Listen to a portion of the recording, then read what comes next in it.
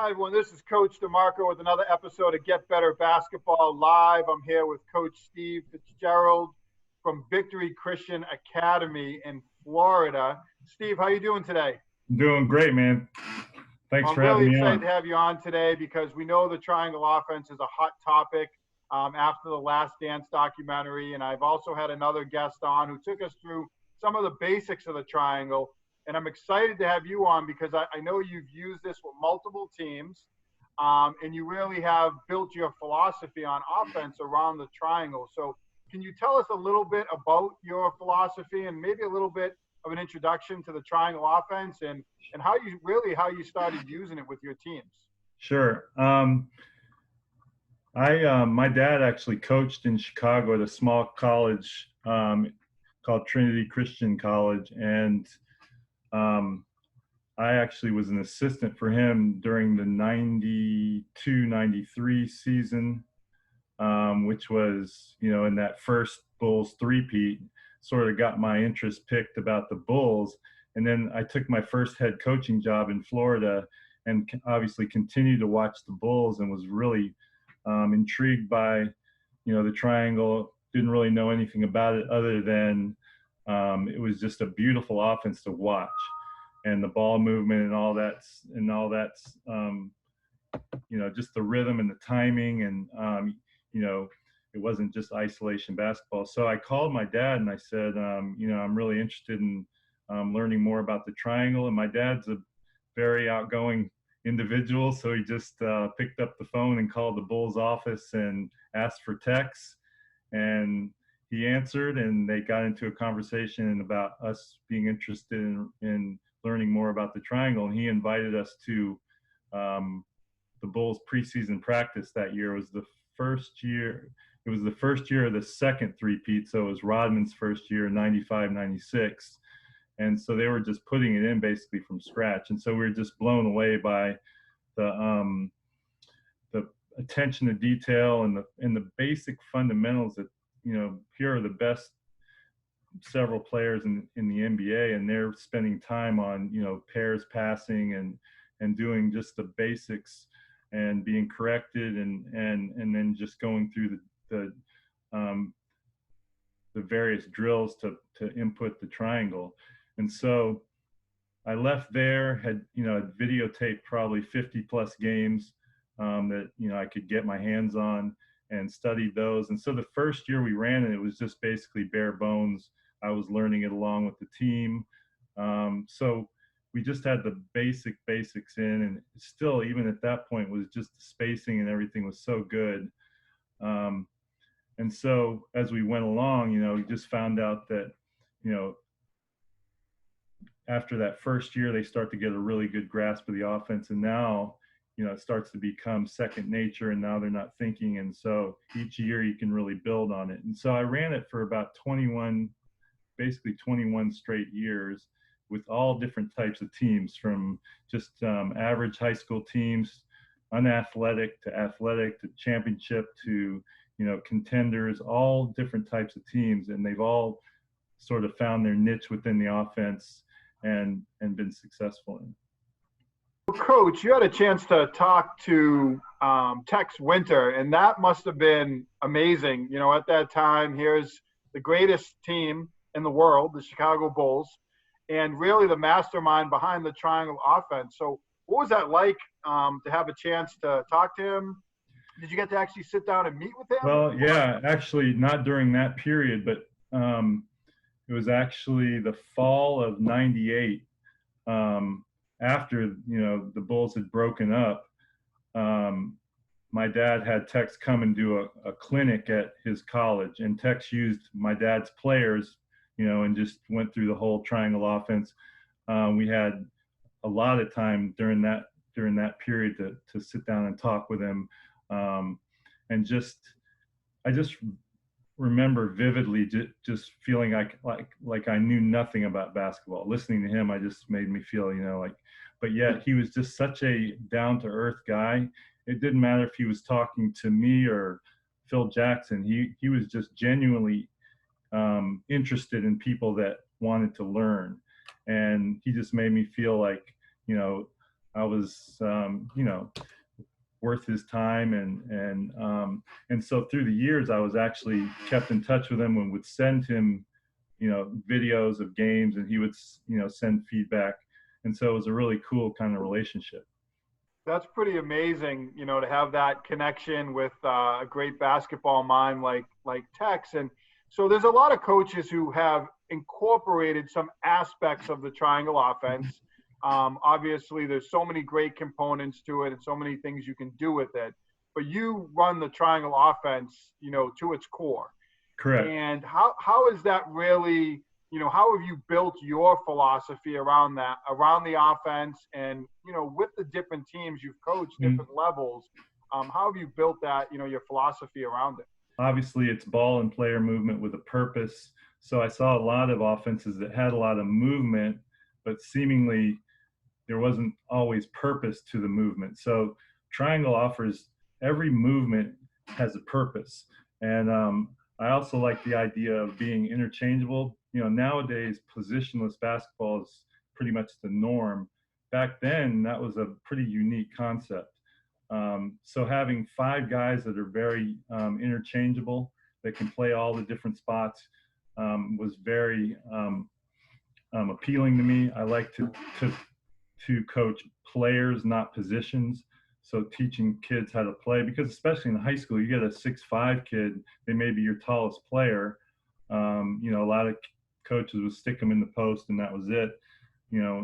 They may at the next level have to play, a guard or forward, depending on the level of, college basketball. So I was really like that aspect that you can coach players instead of coaching a specific position. So those are kind of I really like the unselfishness of it.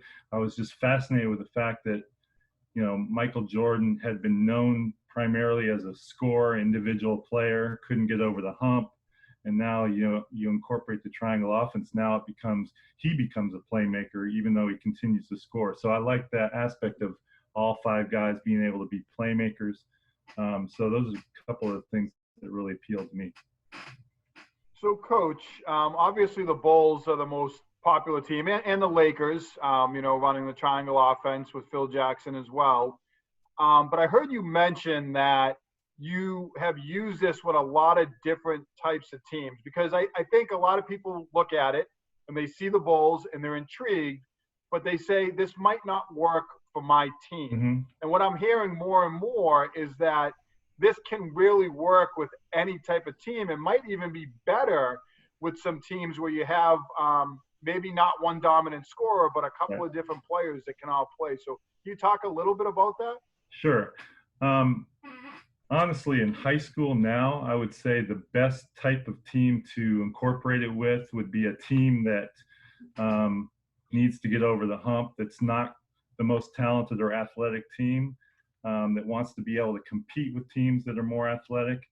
If you can get them to buy into this, I think that'll allow them to see that they can use the offense to, in essence, the offense can become like a point guard, where the offense itself creates the shots, so that you don't need that individual player to, have to create shots for their teammates.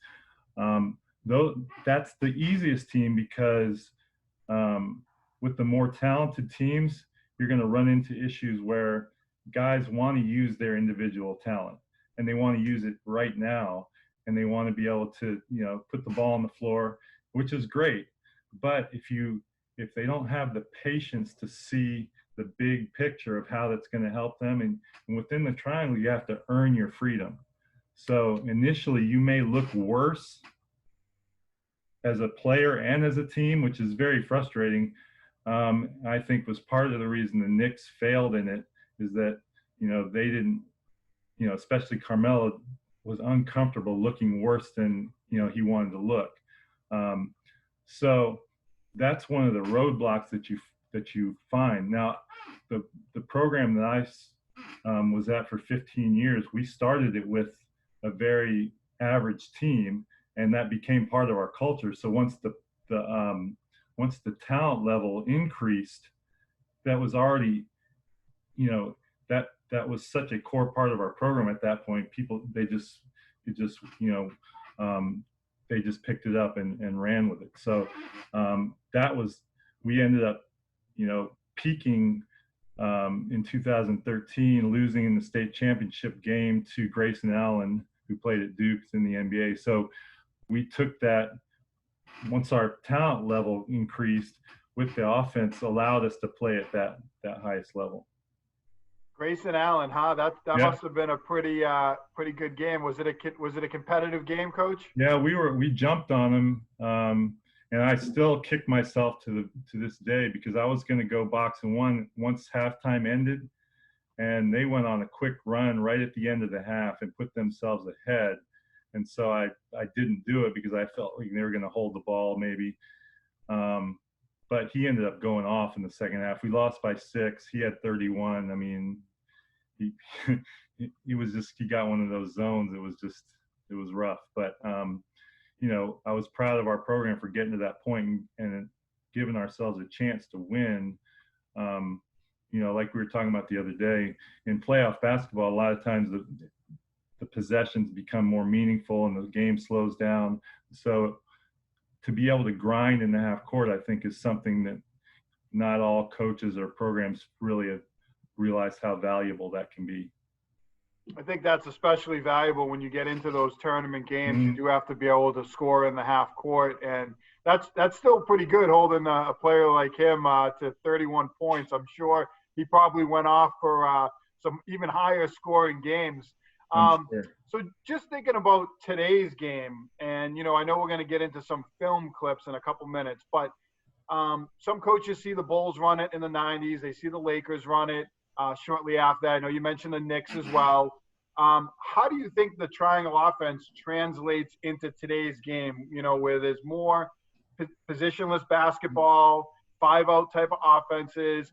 I can see it fitting in with some types of teams. Or maybe really any team. I'm not sure. What are your thoughts on that?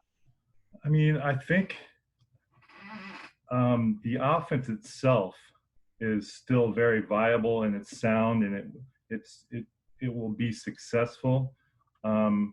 It's just like we were talking about, like the buy-in to go through that difficult period of maybe getting a little bit worse or playing worse before you get better. I think that's why Steve Kerr kind of blended his days with Popovich with the motion and with some aspects of the triangle when he had those guys with Golden State. They ran a lot of triangle principles, but it wasn't full triangle. I look back at Miami Heat when they had the big three. That was the absolute perfect personnel to run the triangle. I still believe that if they would have committed to something like that they would have won 5 or 6 in a row because of just that personnel. I happened to be in Miami or South Florida when that was going on, so I got to see it pretty up close and personal. I do think that it's a myth that it creates mid-range shots. It creates the shots that you want it to create. I mean, if you want it to create threes, then obviously you just spread the spacing out a little bit. All those shots can become 3-point shots. It's just a matter of, at that, when the Bulls were running it, nobody was saying you need to shoot all threes. They were saying shoot open shots, shoot shots you can make. And they just happened to have a couple guys that could, Jordan obviously, that was mid-range killers. So I believe wholeheartedly that it can still be a viable option, but I don't think it's as easy now to convince great players to run it because they see that that learning curve to be too great. I just want to piggyback off that question, and then I think we'll jump into some of the film clips, which I'm excited to look, be able to see. I got a question from a coach on Twitter in a thread, and I think you probably saw some of these questions as well, but I think it does piggyback really nicely off of, we were just talking about how it translates into today's game. And this coach asked, how has the triangle evolved over the years. And you spoke a little bit to this because you can get 3-point shots out of it if you want. It doesn't have to be all mid-range. But have you seen it, like even for you or just in general, have you seen the triangle offense evolve from when you first started using it to how you use it now, or is it still just the core principles? Well, I mean, it is still the core principles. One good thing about the triangle is that it is an alignment, and it's an alignment out of spacing. So as a coach, you have a lot of freedom within that alignment to incorporate your own philosophy as far as whether you want threes, if you want threes and layups. And it's tough to completely eliminate the mid-range, but you can definitely increase your three output significantly if that's what you want. And I mean, there's a few clips I can show you that will show just in the pinch post spot, instead of catching it at the elbow, and now you're catching it more at the top of the key. So when you fake that handoff, stepping back, you're shooting a three instead of a two. I mean, part of the triangle that the Warriors ran was when they reverse the ball, they have the three players that become on the weak side. They used to bunch around the outside of the lane. Now they're bunching right inside the 3-point line. So now, depending on what action they run off that, they're utilizing slips, or when they step off that screen, they're at the 3-point line. So it's just basically like manipulating the spacing a little bit. I don't think the offense itself necessarily evolves. I think it's just the way the game is played evolves. That's some great insight into the triangle, coach, and even some examples, with the Golden State Warriors and kind of how they use the triangle offense. And I know you have some clips to share with us today. And right before we get into those, what are we going to see in these clips? I know you mentioned you use it with different teams. So can you just kind of walk us through the teams that we're going to clips? You'll see a team that was early on in my career when the talent level wasn't quite as high. And this was a team that really bought in and was able to compete with teams that were more talented or more athletic by really committing to running it and learning it and exploiting the interchangeableness of it. You'll see guys in different spots, different guys filling the posts. So this is honestly the way I think Tex Winter, his vision of the offense was, because even he would, crazily enough, would get frustrated with Michael Jordan going off on his little tangents, even though, he was making a high percentage of his shots. He, as a purist of the game, he wanted to see the ball just moving. So I think the first clips you'll see are a team of 5 guys that just basically use the offense to become successful and be able to, to be successful offensively. So as we transition now into this first set of clips, I'm looking forward to this because, as you just mentioned, this is sort of how Tex would envision the offense. And I know you had an opportunity to talk to him, and now you're implementing it with this team that we're going to see momentarily. So why don't we jump into the first set of clips, Coach? So, right here you can see the spacing of the offense. The progression of reads are that it goes post, first option, top, second option, the back door is the third option, and the corner is the fourth option. So the ball is going into the post. See the cuts. Now we're always in the offense. So whereas another team might have forced up a shot right there, this team, didn't have a shot, so they get right back into the triangle. Now it's a ball reversal, pinch post action. And then now at the end is just a dribble penetration into a kick. This is blind pig action right here, where the 2 guards are up top. Now you see the weak side forward will flash in. If the top guard, the weak side guard's being overplayed. quick question, Sure. actually two questions as we transition through here. The first question being, I know that the triangle has an element that goes through the post. Mm-hmm. And I'm always curious, and I always ask this question to coaches, and with you having so much knowledge on it, I'm very curious.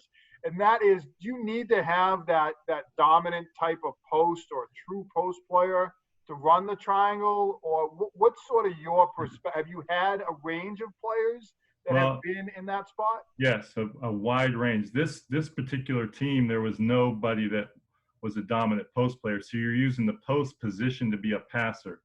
The principle of the triangle is that if you have at least 1 foot in the lane as a post player, you're a scorer first. If you have both feet out of the paint, you're a passer first.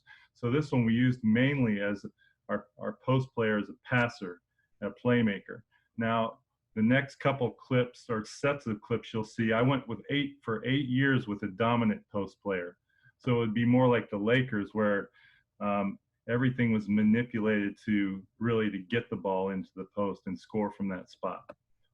Coach, on the second question I have is like on the blind pig action there, where you were getting a little bit of an overplay, and obviously that was a great action to be able to use in that situation. Are those things that you call? Are you calling for certain things, or the players calling for those, or how does that, things like the blind pig option, how does that work in the triangle? Ideally, it's not called. It's the players would recognize that there are keys to it. Like if you're dribbling over half court and now all of a sudden I cross over and dribble towards the middle, that's a keying option or a keying action to draw that that weak side forward into that passing position to get that backdoor play.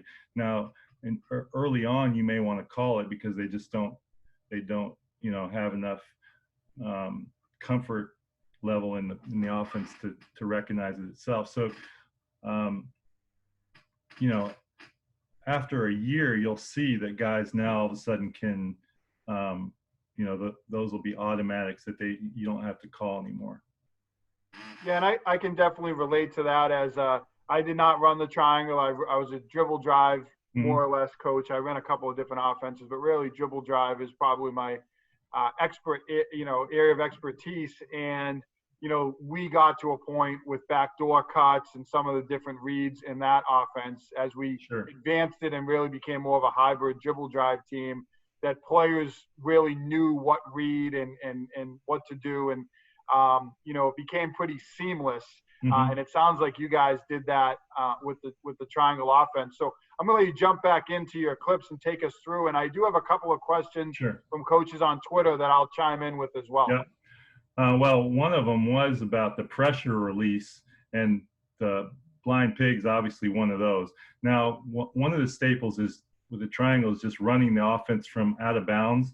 So any side out of bounds is just basically running the offense. So this you'll see, you get the backdoor step and then a curl action from the corner.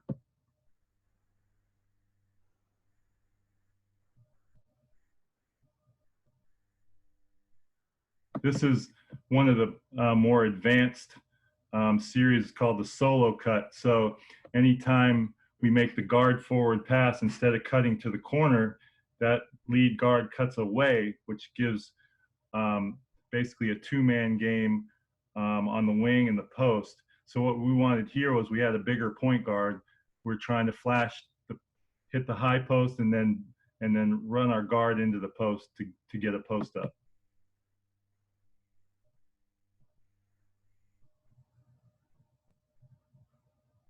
Coach, can I just ask, as I watch the last couple of clips, it seems like your players, and in particular, in that last instance, the point guard really has the ability to kind of set up different types of actions by cutting away or passing to the corner. So is there a lot of teaching that goes in to get that player to that level? And I'm just thinking coaches that want to do it, with any offense, your point guard is critical, and there's a ton of teaching that goes into it. What are some of the things that, you've done this for so long with this offense, what are some of your teaching points for point guards to help them, really be the floor general in this type of offense? Well, I mean, part of it is just that whole method. So start out and show everybody how it works all together. So we're showing them all, if the defense does this, this is, what everybody else is doing. And the great part is with this is that, yeah, you may have a primary ball handler, but it really helps to, have a, where one guy is not having to do all the ball handling. So it allows a guy, and using the Bulls, you got a guy like Pippen, you got guys like Ron Harper, Jordan can all initiate the offense. So point guards, yeah, we talk about point guards, but really there's nothing specific to the point guard per se. We're talking to all guys because you may end up in that spot. So we're talking about the reads in general. So this is right here, when this guy is at that strong side wing, that's the key spot. So at that spot, when that guy has the ball, whoever has the ball there, at that point, he can pass to any of his 4 teammates. Depending on where he throws is now the series of actions that you run. So you're always in the offense. You never have to reset. All you have to do is get that ball to the key spot and then fill the other spots. So now reverse the ball. Always in the offense, back. Now you're going to see a post entry and a back in the baseline cut. This one is the post pressure release. So this would be where you flash your post to the strong side elbow if they're overplaying the strong side wing, and then back cut the wing. So that's a pressure release right there, where now, if teams want to slow down the offense, they're gonna deny that entry pass to the wing from the guard to the wing, and that's when you can exploit, those pressure releases. Coach, when obviously there's teams that pressure the ball a little bit more, there's pack line principles, a lot of different things that teams can do defensively. I guess I'm speaking specifically to man-to-man, and then I actually have a zone question as well. But, in man-to-man, what gave, and maybe this is specific to the type of team that you have, but what gave you the biggest challenge, defensively? Was it teams that put a lot of pressure on the ball? Or was it teams that pack lined a little bit more? I think like a team like this one, what would give them the most problems if the other team was extremely athletic and strong and then just tried to deny everything, take away all, and just make you make plays with the ball. Those are probably early on, those are the type of teams that hurt us the most. But those teams were few and far between, because rarely did you have 5 guys committed that much defensively. So you'd have 3 or 4 guys really committed to denying, and you get the one guy that's a little bit lazy and you use him to relieve the pressure, and then you're getting backdoor layups. So it really wasn't too many teams that could do that, but that was the Achilles heel of a team like this. Now, once our talent level got better, maybe the teams that played more pack line and were sagging, just because you had to have a little bit more patience. And also, Coach, looking at some of these clips, you mentioned some of the pressure releases, and one of the coaches actually asked about getting open on the wing. And I'm seeing that if teams are overplaying, the blind pig and some of those options might be available.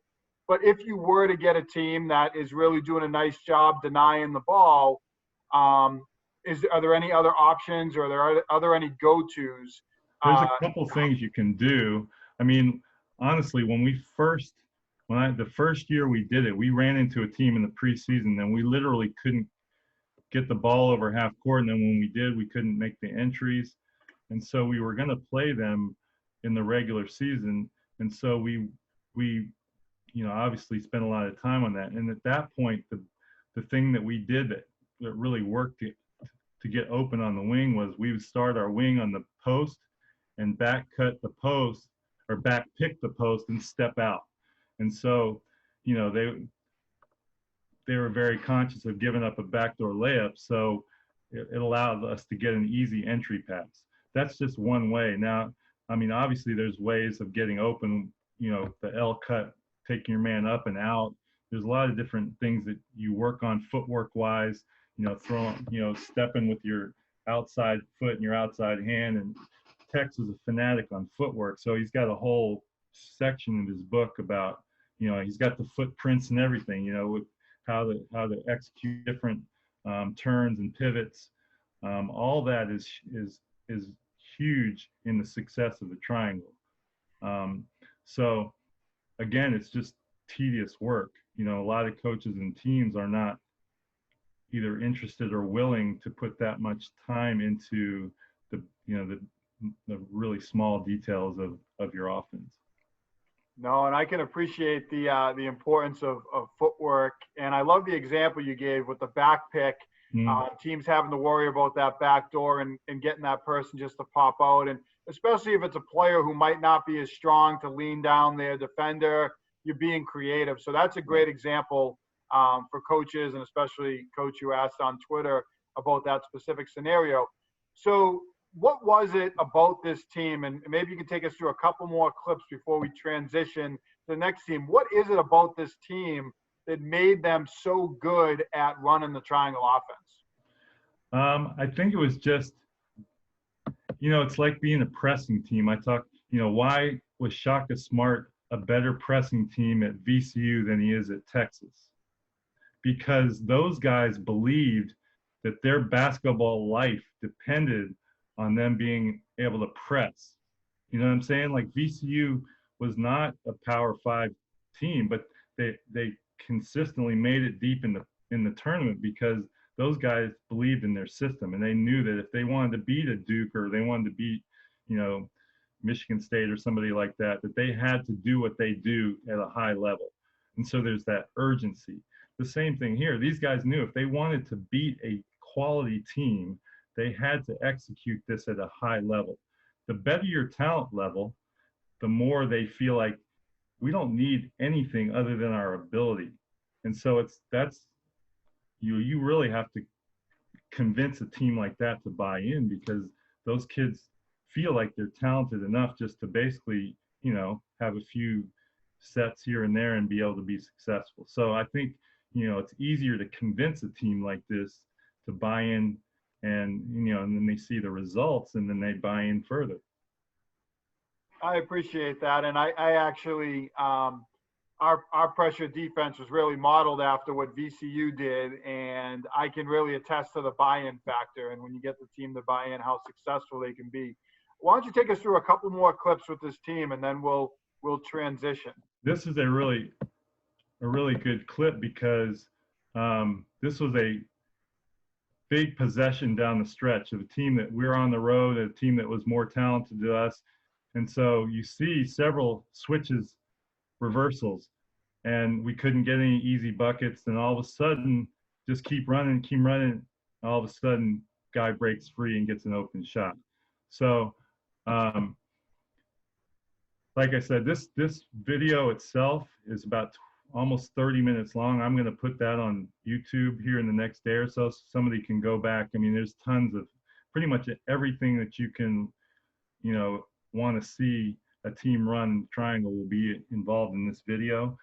So, Coach, can you tell us a little bit about the next set of clips that we're going to see here? This is a different team.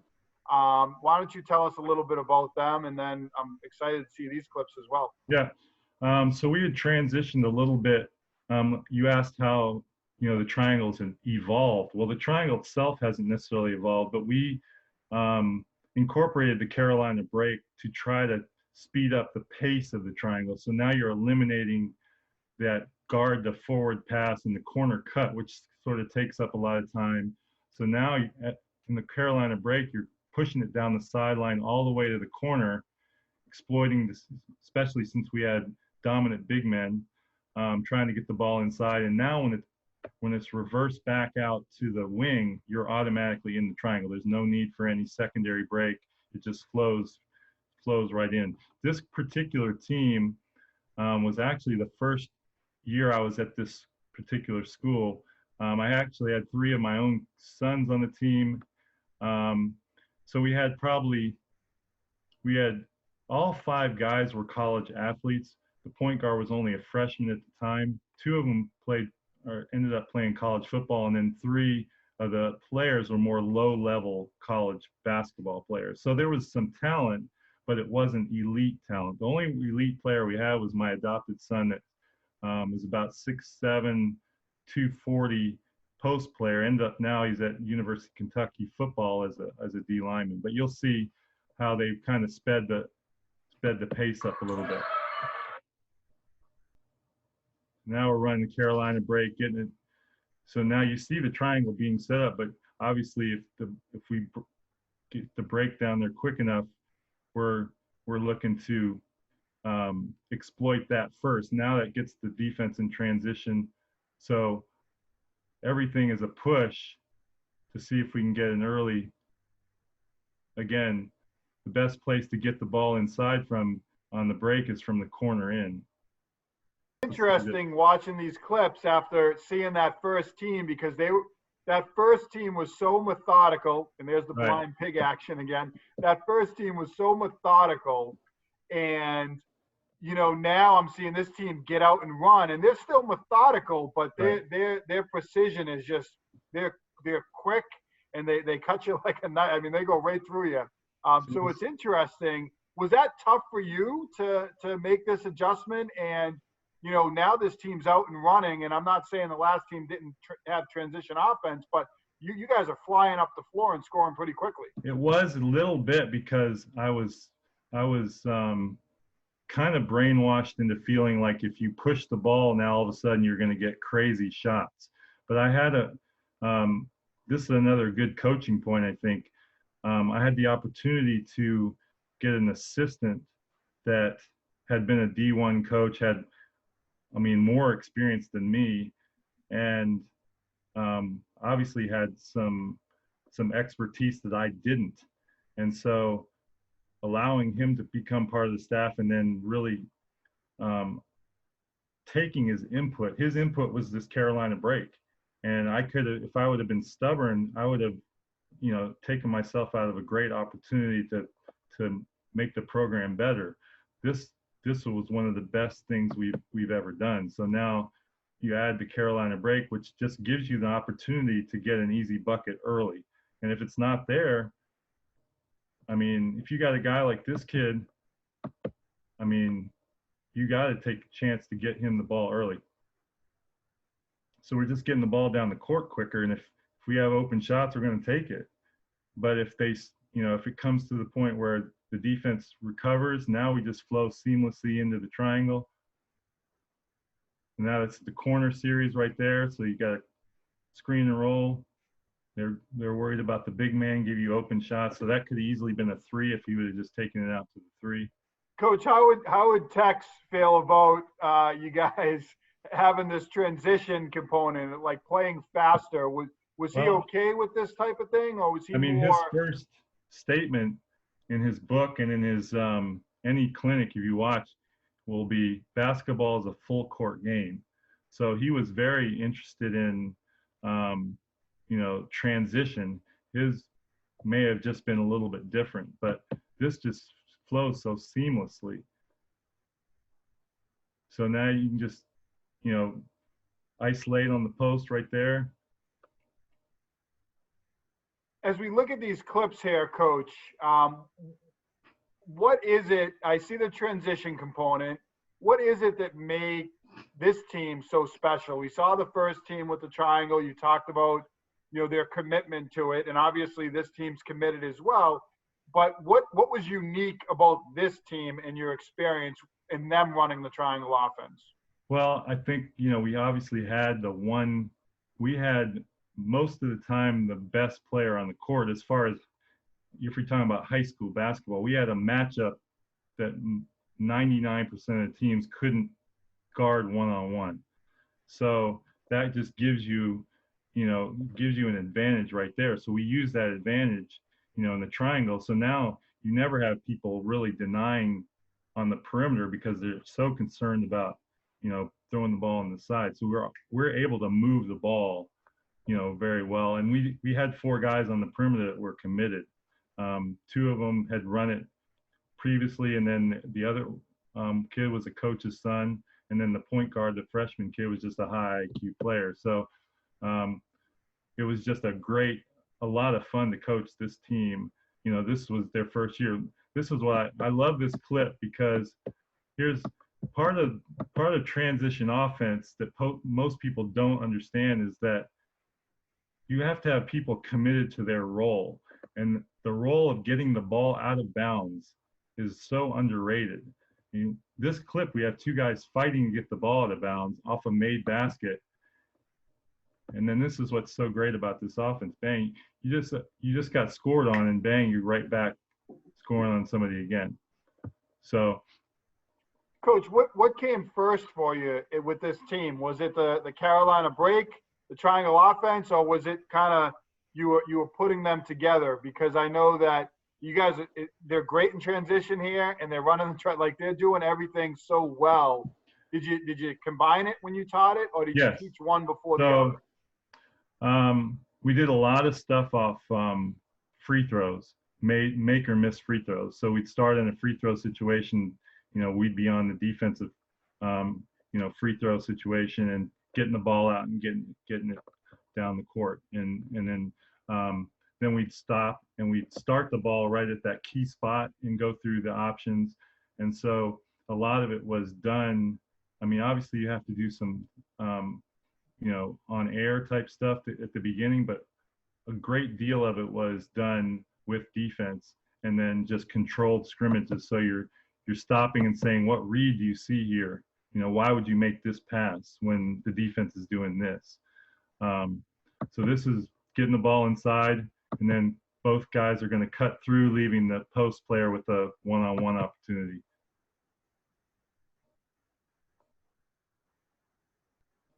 Did you find with this team at all that they had, when they had to play slower, and maybe this didn't come up, but, we talked a little bit, you get to the tournament, you have to play in the half court a little bit.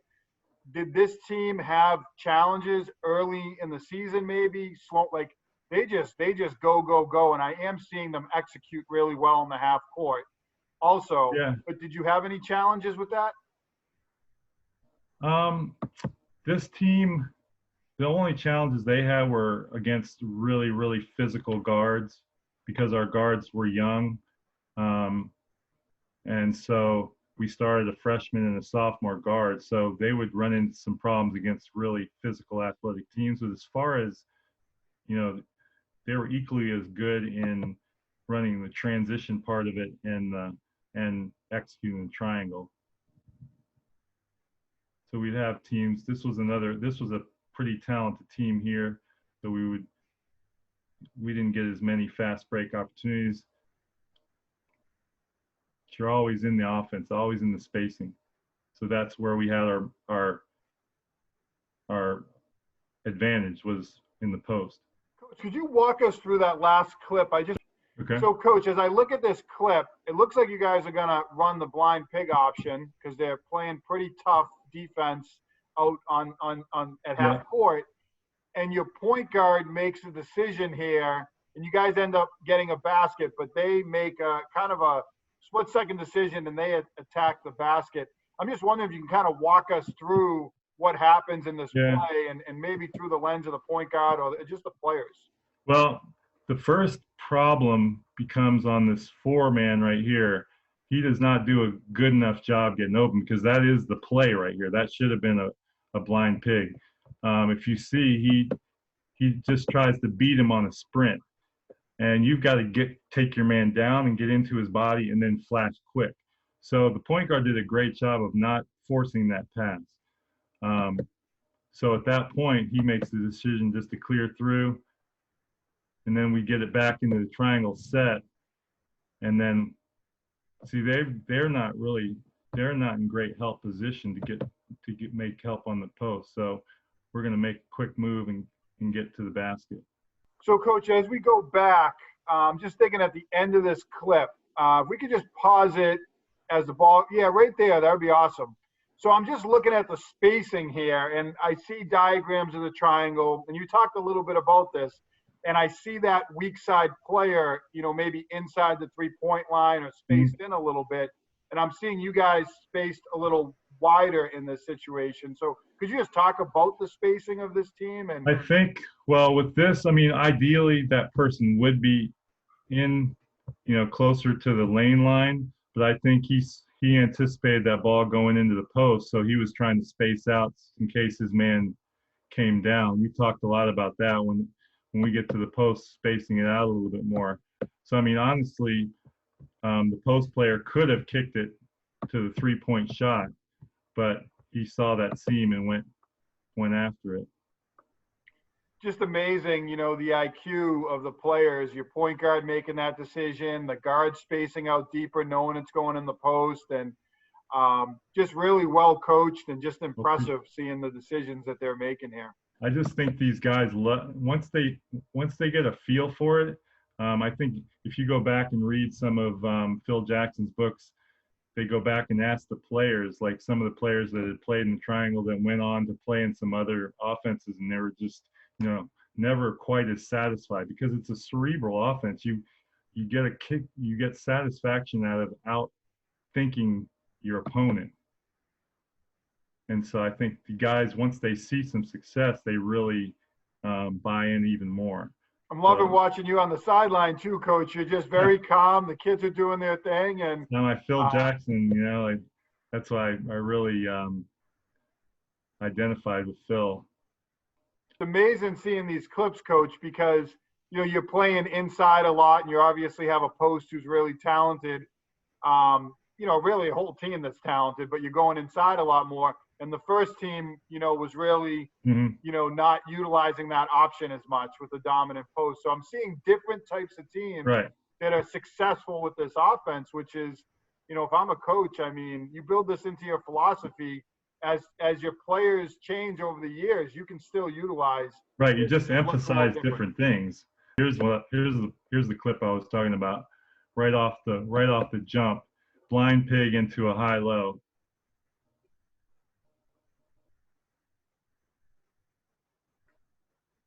So, I mean, there's just, the options are limitless.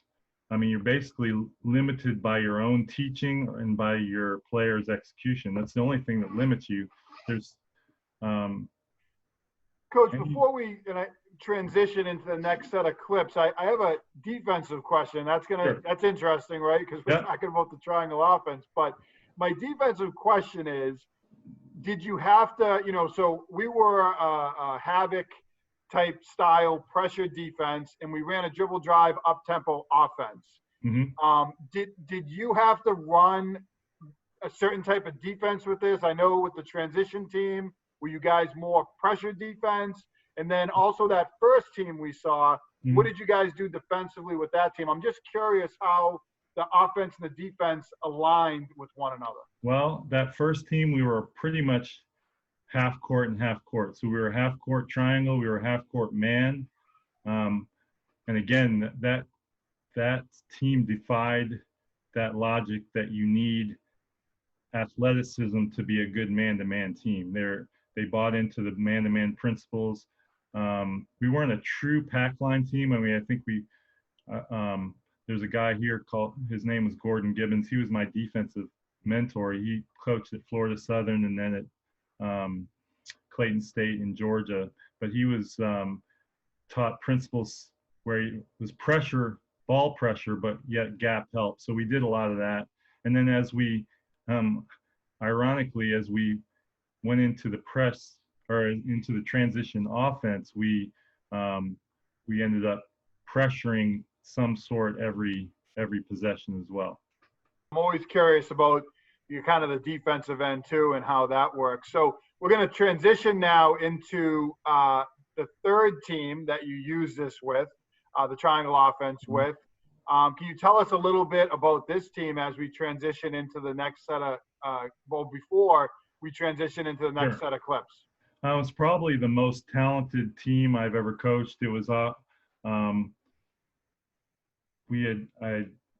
took over a program that was basically, we started from scratch. They only had 1 year of varsity basketball. So it took us about 6 years to become a legitimate contender. But then it took us probably 10 years to become a true championship caliber team, when I would say that on any given night you can compete with anybody in the state regardless of classification. That's what I consider being a championship caliber team. And we got to that point with we had college players, we had a couple D1 type talented players, but still it was that combination of talent plus the system, I think, meshed itself well to help us kind of achieve beyond just plain talent level. Wow, this is like truly the evolution of the triangle. I feel like seeing you run it, with that first team we saw, and then now the next team, and then now the super talented team. So right. I'm excited to jump into these next set of clips. All right, so now we're looking at probably the best 2-year period that I've run the triangle, the best talented team I've run the triangle with. We had a really, really dominant big man, and then we also just had good players around them. So you'll see just the way it functions in that environment. So here's the first clip, is a strong side action. Again, you're always in the offense. So if something breaks down, you just reset. So now the post attracts a lot of the attention. Okay, this one's going in from the break into a strong side entry and a baseline cut. If you have a dominant post player, reversing the ball to that pinch post, now instead of the 2-man game, you can, if they're fronting the post, now the post can just flop and you can get a really good post entry from the pinch post.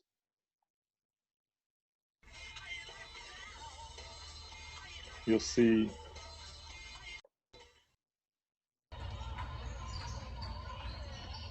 same action again. Coach, can you just describe, I hear you use the term pinch post. Can you just describe to us what that means? And I don't know if you can pull up one of those clips or even just describe it in the current clip, but what does that mean for coaches out there, and how do you use that? Okay, so on any ball reversal to the top, the weak side forward comes up to the pinch post, which is that weak side elbow. It's just a great spot to isolate. And then typically you have a 2-man game with the guy on top and the guy on the elbow. So instead of handing it off to the player that just passed to him, the pinch post player will now just turn and look back to the post.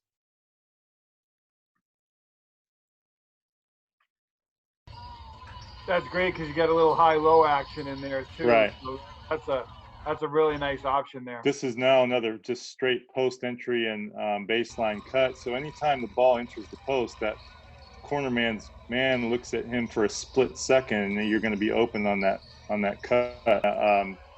Post press release, post will flash to the elbow, and then the strong side wing will back cut. Here's the corner option. You're going to get a banana cut, and then the post player is going to come set a ball screen. You're either going to get the roll, or here's a way you can manipulate your 2 best players to get into a 2-man game. And then there's so many different things you can do out of that. We talked about the pinch post. So we want to get certain 2 players into that 2-man game. So we'll reverse the ball, hand off, and rescreen. So you can put different guys in different spots that you want to exploit. Thanks for sharing so many great clips, Coach, and really taking us through the progression of the triangle offense and all the options, or a lot of the options off of it. And sure. Looking at that last team that you had was your most talented team. And I know that probably could be a challenge with the triangle offense. Mm-hmm. You have these players who probably aspire to go on and play in college and have some individual aspirations. So what made that team so special running the triangle, and how were you able to get them to run it, I mean, they were really, really on point and did a really nice job. So how were you able to get them to run it so well? I think the biggest key was that was roughly year 10 or 11. And so the triangle was pretty well set in our culture. So guys come up running the triangle. And so there was no pushback at that point. It was in, and people saw the success. And so those guys came up, already bought in. So I think that's the biggest key. Like if you have a very talented team in your first year, starting a program or something, that's going to be a challenge to get those guys to buy into, the big picture of kind of sacrificing a little bit of their individuality for the greater good.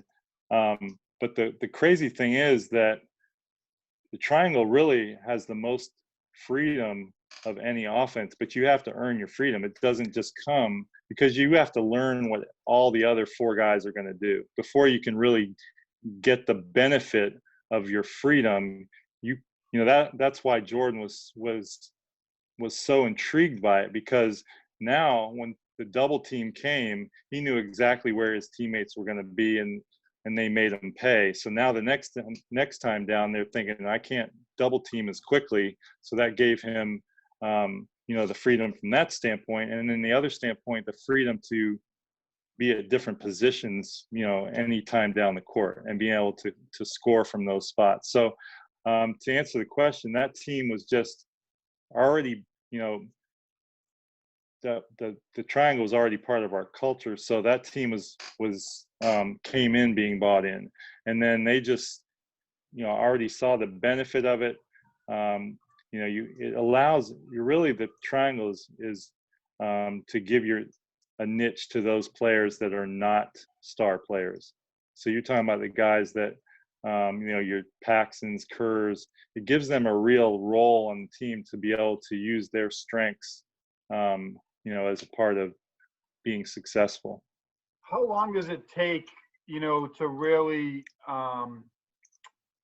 get good enough at it and really see some of that success on the court? It seems like there's a lot of details to it. Mm-hmm. So in that first year, when do you really, and I'm thinking for coaches that might want to implement it, mm-hmm. when will they start seeing the players become comfortable with it? At what point in the season, from your experience? If you can implement it during the summer, at least some, I think that helps, so that you can takes the pressure off having to put it all in during the season. But typically, it's a year, and you start to see towards the end of that first year, you start to see the light bulbs go off, and you start to see guys. So, oh my gosh, that's what's going on here. That's what's how to take advantage of what the defense is doing a little bit. So it's about a year. That second year is definitely, way better. So just thinking about, teams that play zone defense in the triangle offense, were there aspects of the triangle? I mean, we talk about running the triangle, against teams that play zone and having a post type of player and how you can Mm-hmm. overload that side. So Sure. I have to think that the triangle lends itself nicely against zones as well. Yeah, it definitely does. We've used it against the zone. I mean, it's really, like you said, the principles of the offense are definitely can be used to exploit a zone. We have not, like against man, we used it basically in its entirety. Like we had still some quick hitters and some other stuff we did against zone, but it's definitely something you can use against zone. And just thinking about, all your experience with the triangle and all you've done with it, do you have any advice for coaches out there who are thinking about using the triangle offense with their team that might want to implement it? You've done this for so long. So what advice would you have for those coaches? Well, I think you just need to do your homework. I mean, I think partly is you really need to really identify what your philosophy is and whether the triangle fits into what your philosophy is, because ultimately the coach has to be 100% committed. You don't have to know it all at the beginning, but you have to stay at least 1 to 2 steps ahead of your players. So you've got to be willing to do your homework. But I think it's not one of those things you just pick up and do. Some other offenses, you can just pick up the flex and do it for a year or two. If you don't like it, go to something else. The triangle really is something a little more lasting. It's something you want to, because has a cumulative effect. So the more you run it, the better you're going to get. Compounding. The results will be compounding. So I think just really making a decision that it's something. It's how you want to play the game and how you envision the game being played, which is, a lot can be said for doing something against the grain. Everybody's kind of doing somewhat a version of the same thing right now. Sometimes to be successful, you got to do something that's going against what everybody else is doing. So I think that gives you that opportunity. It's so many things within the offense. Defenses are not used to having to guard. So I think it's really good in that regard. The other thing is that it has a player development component to learning the offense. So early on, you're going to see your players' weaknesses, especially passing and catching, because most people are used to just putting the ball on the floor. But there's so many passes and catches and deliveries that are not as widely used anymore. It's going to take some time, but it just creates and develops a complete player, which I really love that aspect of it. So just the last question here, Coach, as you look back after, using this offense for 20 plus years, I think I know the answer to this question. Would you still go back to that first year and dedicate yourself to the triangle for all these years? And is there anything you would do differently with the triangle along the way that maybe you didn't know in the beginning and you wish you had known sooner in terms of utilizing it? I mean, I would definitely not change the fact that we really put all our energy offensively into the triangle. I mean, it really, like Tex said, system basketball, it gives you something to hang your hat on. I mean, just for years, people knew what was coming, but, if we was executed properly, there's no way to really scout it because it's all predicated on reading defense. As far as doing anything differently, there's nothing. I mean, I would have liked to have gotten back to see some more practice sessions. I actually tried to get in to see some of the Bulls like summer league stuff, and I never could make that work out. Like, those are the kind of things I would have liked to have done a little bit differently. But within the resources that were, that I could get my hands on, I exhausted everything that I could get to. And so I think that's part of the key, is just selling out. Whatever you're going to do, you got to sell out to it, and your players have to believe that this is the way we're going to, be successful. Well, thank you for joining us today, Coach. I mean, you took us through really, as I keep saying, the evolution of the triangle offense, from different teams, and I think all the different options, and having a dominant post and going inside, and that first team maybe not as much, and right. Having a really talented team that utilized it. I appreciate everything that you shared. I know the coaches that are watching this are going to be absolutely blown away, and just the fact that you learned this from Tex Winter and you were able to, use it successfully for so many years is really amazing. So I might be hitting you up a second time to maybe talk a little bit more about the triangle. I have a feeling we're going to get some questions from coaches, and if coaches do, want to reach out to you, what's the best way that they could connect with you? I know you have a Twitter handle. Yep. Twitter is probably the best thing initially. It's at CrusaderBall23, and my name's Steve Fitzgerald. I'm happy to talk to any coaches. I have obviously other resources. I can send out these clips. I can send out full games, so you can just sort of, see if that's something that really, really interests you. All right. Well, that's awesome, Coach. Appreciate you sharing that out. Thank you so much for joining me today, and I hope we can do it again soon. My pleasure.